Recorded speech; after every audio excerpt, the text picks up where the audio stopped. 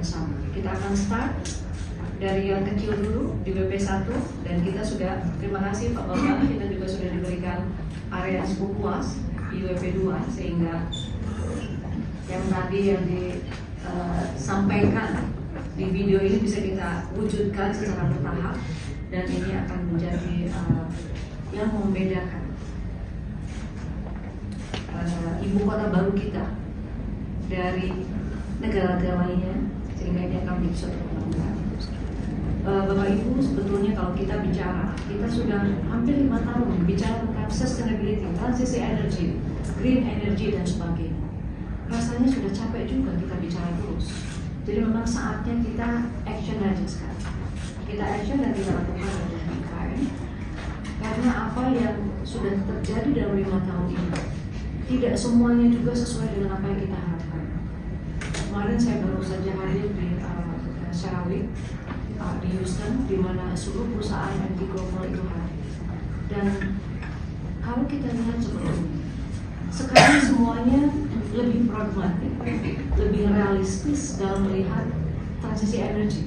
Jadi kalau didefinisikan ini kan sekarang orang masih bingung, ada transisi energi, ada EBT, gitu ya, ada sustainability. Ini apa sih?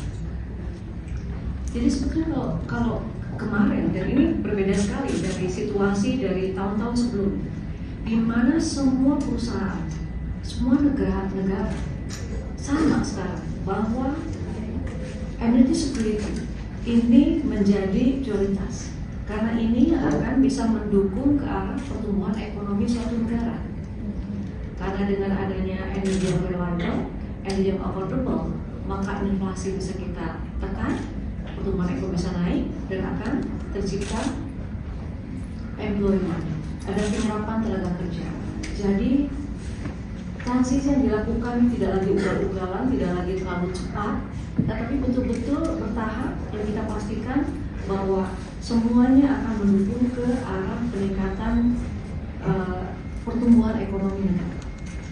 Nah, kalau kita lihat sebetulnya yang menjadi objektif kita bersama adalah kita harus melakukan shifting ke energi yang lebih sustainable. Intinya adalah sustainable. Yang sustainable ini tentu sebagian besar adalah green energy atau renewable energy, tapi bukan di situ juga.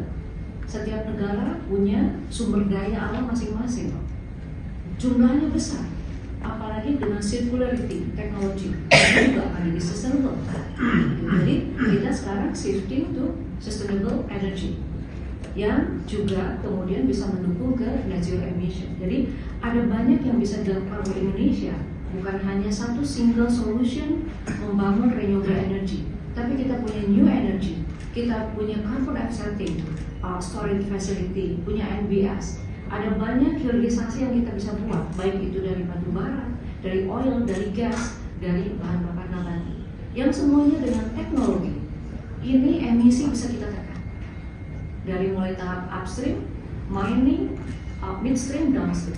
Jadi sangat penting yang sekarang kita letakkan pertama kali ketika kita bicara atau akan membangun sistem di Indonesia adalah R&D, yang kaitannya adalah dengan peningkatan akuisisi teknologi ataupun pengembangan teknologi yang sekaligus kita melakukan peningkatan atau upskilling, reskilling dari sumber daya yang ada.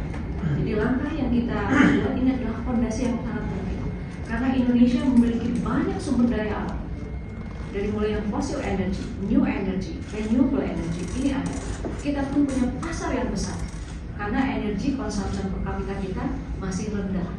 Kita harus tingkatkan sekitar 3 kali lipat dari hari ini kalau mau kita mencapai 2045 adalah energi emas dengan pertumbuhan ekonomi 6-7% per tahun.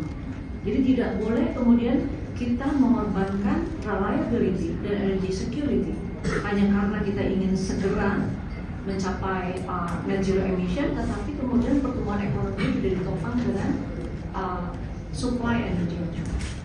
Jadi kita punya semua jawabannya di sini. Yang kita belum punya puzzle-nya itu adalah teknologi. Otomatis kalau kita bawa teknologi ke sini, apalagi kita bawa partner yang juga sangat-sangat credible, maka teknologi transfer akan bisa. Nah, kalau sudah demikian, Tantangan yang kedua adalah financing, itu akan datang dengan sendirinya.